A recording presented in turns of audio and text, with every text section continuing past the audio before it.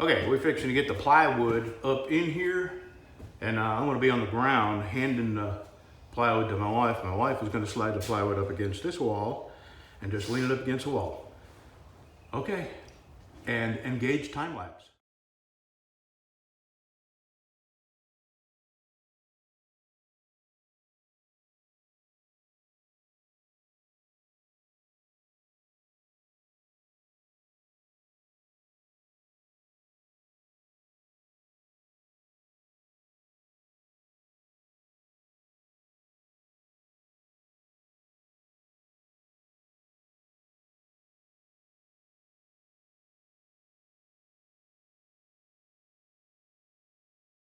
Well, first dilemma.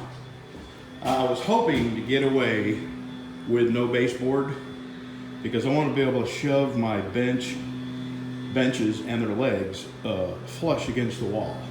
And if you have a baseboard that's that far away from the wall, then the baseboard has to be thick enough to cover up the gap. And here I have a 5/8 inch gap, and it's tight in the corner, and it's not tight over here. So I can move the plywood this way to close this gap, or I can move the plywood that way to close that gap and have a huge gap here. What to do? Or I can trim some off the corner there to make this gap smaller and just keep coming crooked down the road here. I don't think I'm gonna be able to get away from a baseboard. So I believe what I'm gonna do, I'll tell you what, I'm gonna measure from this corner to that wall and this corner to that wall, just to find which way out of the square I am. The building, see, the problem is the building is not square. And it's a long story. This building used to be level with that mobile home. They had one step. They stepped down into it, and you can see where this door, the door used to be that wide, and that door used to be that wide. And what happened was, right out there where the carport is, Miss Pat thought she was hitting the brake and mashed the gas and drove clean into this building, knocked it down off its piers, and it smashed down onto the ground and totaled the pickup truck, and that was the last time she ever drove. And they put this building up on blocks, and then they didn't raise it up that high again. They left it as low as they could, and I built those stairs. And I know they're not normal stairs, but Norman had a stroke, so I built them stairs as close together as I could so he would be able to step down them into here, which is why the doorway is so far off where the stairs are, because this building was, moved over a couple of feet when it hit the ground. So anyway, that's why this building isn't square. They did the best they could with just an old guy and some help. So I'll deal with it. I think I'm gonna trim some off of that corner, push it up against the wall, and just keep coming down. Now, my seams here, every other one will have a seam here, because the next one I'll put a full sheet here and the piece on that side, and then a full sheet there and the piece on this side. So the seams may not be completely straight if I follow that wall, but I really don't care. This is, I'm doing this more for holding all my tools and not vibrating more than I am for aesthetics. So that's what I'm gonna do. I'm gonna get my circular saw, and I'm gonna knock about 5/8 of an inch off of that, and it'll be square with that wall and nearly square with this wall. If I leave a gap big enough to put some caulking around it, that's all I want. I don't want dirt falling down in the crack. I want to be able to sweep it up, keep it clean in here. All right, back to work. All right, I've made a decision. Since I have to cut some off the end anyway in order to make this joint where the two plywoods are the tongue and groove is gonna meet, I want that joint to fall over a joist. So I gotta knock about 4 inches off of that end anyway to move this back, or the seam will be over a joist. So I will just compensate for the angle of the wall when I make that cut. So that's what I'm gonna do. And I'm not gonna bring this plywood down out of here. I'm gonna put it up on 2x4 and cut it that way and sweep my sawdust up, because I just can't carry this up and down the stairs. And my wife is gone and doing stuff out in the yard, and I don't want to bother her.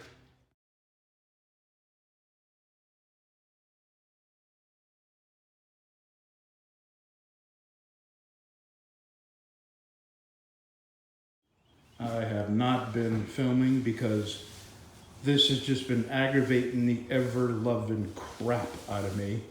I cannot get these joints together. This is as good as I can get them, and that's not good. And I got a freaking 6-pound sledgehammer here and a 2x4 trying to beat these things together. They will not go together. And man, I expected to be done with this by now. I've spent like 3.5 hours. This joint down here, I could not get the tongue into the groove. I pulled it apart. I checked the tongue. It was fine. I checked the groove. There was nothing, no obstructions. I'm just beyond aggravated, man. I don't know whether it's just because it's Chinese. Hold on, I'm gonna pull this tag off and see what it says. I don't get like this very often, but I'm so disgusted with the way this is coming out. Especially, I'm trying so hard to correct this and make it work like it's supposed to, and I'm not being successful. I'm starting to get really, really aggravated, and now I'm starting to hurt. You know, I've got 2 rows of screws down so far, and oh, my knees and my back are just killing me.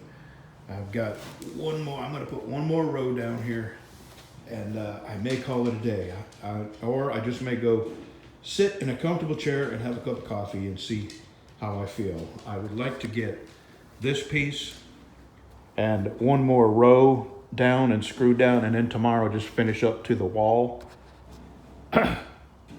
But I may not be able to. I'll know in a minute. I'm gonna screw this row down, have a cup of coffee, and then decide whether I can finish it to that wall. And I may not even show you this. I'm so disgusted. I'm so aggravated that I was even mean to my wife, and I apologized. But this is making me very cranky. Okay, I am a wuss. I'm calling it a day. You see where the board is? From there back to that wall, I've got it screwed down. I probably could go ahead and cut this, but I'm just not. I'm done for the day. I'm in a lot of pain, and you know, it's all been hands and knees work, and that is what hurts the worst. So, and then the sheer aggravation of none of these joints making any sense to me. I do not have a clue why these tongue and groove joints won't go together any better than they are.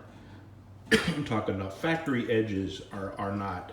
Factory edges are 1/8 inch, 1/4 inch gaps. That, see this block? I've got a 6-pound sledgehammer. I'm hammering these things into the tongue, and it's not budging.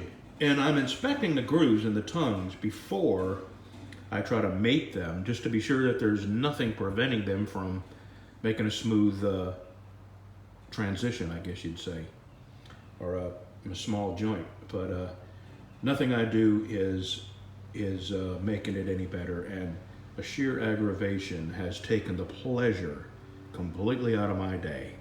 And on top of that, I'm working away in here, And also I hear Lucy barking, and it's not her excited bark, it's her please help me bark, or I'm scared bark. So I stop what I'm doing, I walk around this trailer a couple of times and I don't see her, and I'm yelling for her. And I can hear her barking, trying to get me to find her. So I begin to understand that she's somewhere that she can't get out. So I start looking around for holes under the trailer. And sure enough, right this, where I'm sitting here, this is where the stairs are. This is above ground about a foot.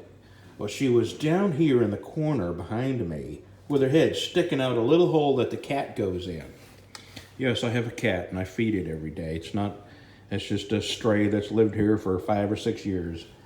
Anyway, and Lucy's got her head sticking out that hole and she can't come out. And I'm thinking, okay, how did you get under there? I mean, she is wedged in there. So I call my wife, and she's already out here, and together we coax her. She went in underneath where I pulled the skirting away from this to jack it up. I didn't put the skirting back, and I'm probably going to take all the skirting down for a while and let it dry out. And I got a little bit of minor jacking and leveling to do, but nothing that's going to affect my floor. So we get her to come out that end, and of course she's muddy from head to toe because it's muddy under here. So it's just been sheer aggravation, constant interruptions. I've been trying to keep this wood clean because I'm gonna paint it, and I don't want to paint over muddy footprints. My wife, between the door here and where I'm walking, the other side of this wall is where I'm cutting my wood and bringing it in here, and it was leaves. Well, my wife come over and raked all the leaves away where it's just nothing but mud. So I'm walking on mud now. There's no way to get over there without walking through the mud. And I'm getting all that mud up in here. It's just, I'm telling you, the little bitty aggravations have, honestly, I'm just pissed and I've had enough. So, and you've probably listened to me whine enough. So there's my whiny subfloor video. Have a nice day. I'll finish this tomorrow.